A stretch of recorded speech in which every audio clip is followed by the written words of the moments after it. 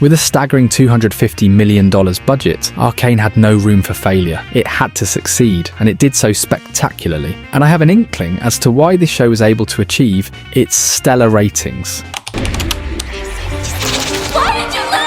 The writing in Arcane is layered, it's believable, the relationships between characters aren't forced. The show strays from the traditional dichotomy of heroes and villains, which is to say there's almost no absolute antagonist or protagonist. Instead, every character has their own motivations, desires, moral greys, making them feel profoundly human, even the ones with abilities that say otherwise. This lack of a clear villain is one of the show's greatest strengths. Characters like Silco, who initially appear to be big bad wolves, reveal dimensions to themselves that make us empathetic towards them. His love for Jinx shows that even those who seem irredeemable are capable of deep emotional connections, the things that fuel his desires, his need for justice to give the people of Zorn what they deserve. He's Zorn's very own Robin Hood. The stories of the so-called antagonists are crafted in ways that allow us to deeply resonate with their perspective. It's not just the corny, take over the world sentiment. The quote-unquote heroes themselves aren't without flaws. In a single moment of Vi's violent outburst, she gave life to Jinx, a vile villainess, the likes of which Piltover would come to dread.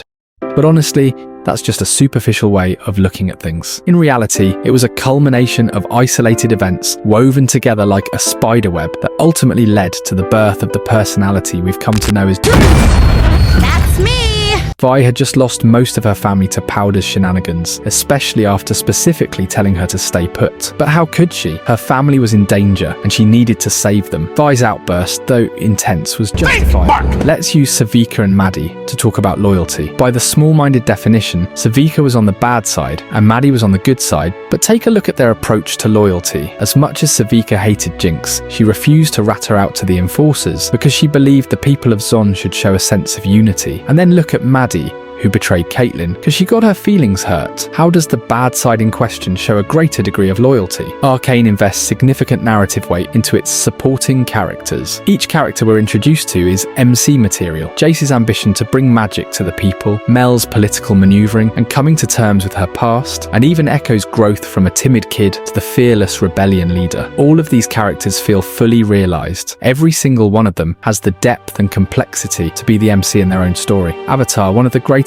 animated series in my opinion, does this really well too. Characters like Ty Lee, Zuko, Azula, who may just be side characters, have fully fleshed out storylines, and it was one of the major arguments as to why the last Airbender series was better than The Legend of Korra. The latter didn't have characters as fleshed out, so in the end you're left feeling like you don't really know the characters besides the main character. Do you agree with people's opinion of Korra? Leave your comments below. This approach to character writing adds an unparalleled layer of suspense to the narrative. The stakes feel incredibly high because in a world without clear-cut villains, victory for one character often spells disaster for another. You're never quite sure who will win or what that victory will cost. Switching perspectives between characters keeps the audience on edge, as it allows us to empathise with opposing sides. For example, cheering for Vi to save Jinx means acknowledging that someone like Silco might lose everything. Wanting the best for Jinx would mean robbing Caitlyn of her revenge. This narrative style makes Arcane feel alive. It mirrors real life, where everyone sees themselves as the hero of their own story. By refusing to moralise or oversimplify its characters, Arcane creates a world where every decision feels weighty, every conflict feels personal, and every outcome feels heartbreakingly inevitable. For instance, when Jace murders Victor, inexplicably causing the death of Isha, still haven't forgiven him for that. He has his motivations for doing so, motivations we don't understand until we are shown things from his own point of view. This depth of character writing isn't just good, it's what makes Arcane what it is, a masterpiece. The Hex Gates. Keep up.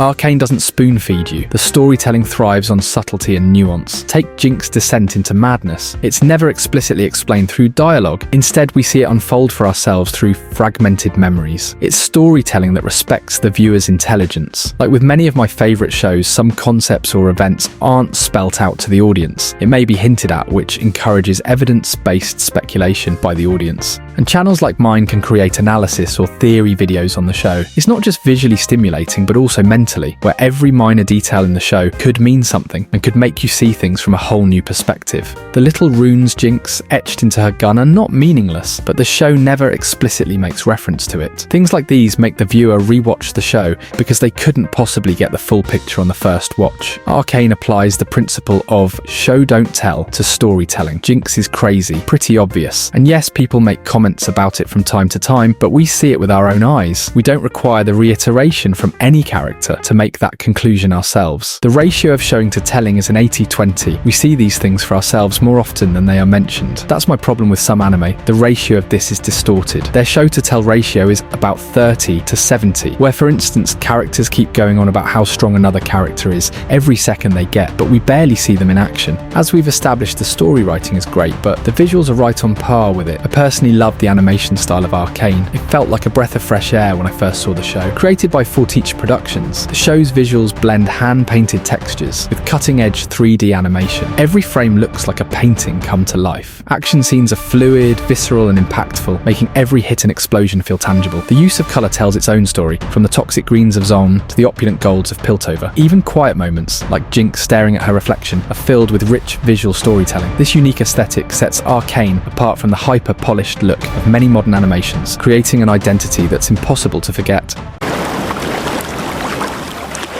I've dabbled in creating my own storylines, and one of the roadblocks I face is world building. Arcane seems to do this really well. The worlds of Zorn and Piltover are just sections of the Arcane map. It leaves viewers with more to look forward to, more terrain to explore, especially because the ones we've seen so far are living, breathing worlds, and not just merely backdrops. The tension between the industrial grime of Zorn and the polished towers of Piltover is palpable, giving us a story that feels rooted in its environment.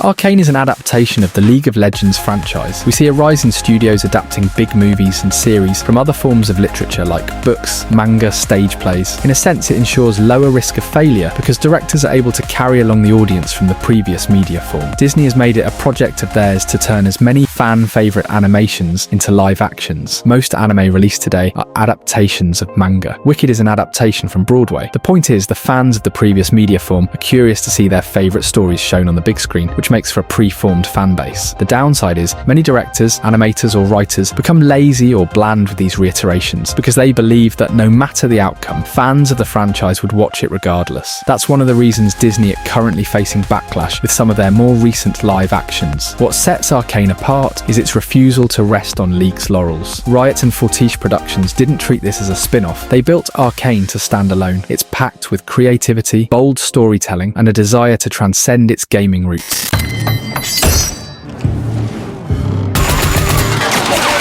I'm glad it's you. Had to be you.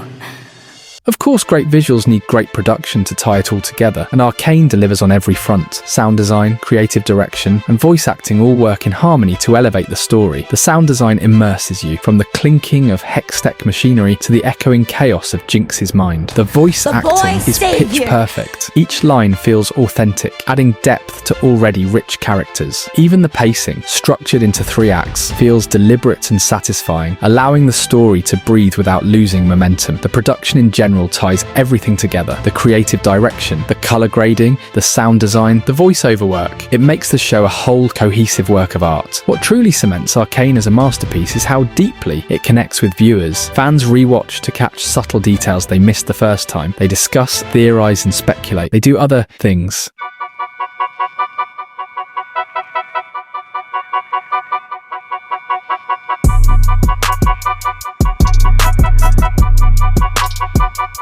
I mean, whatever keeps the fandom alive, I guess. It's this mental engagement paired with emotional depth that keeps Arcane at the forefront of conversations long after the credits roll. Remember to like and subscribe for more videos like this. Hit that bell icon so you can stalk my every move. I'd love to hear your thoughts on this in the comments below. And as usual, see you in the next one, God willing.